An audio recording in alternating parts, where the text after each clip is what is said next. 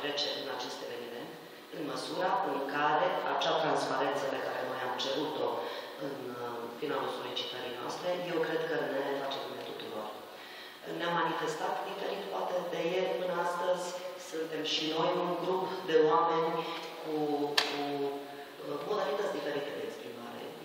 Eu am ales să nu vorbesc deloc pe acest subiect.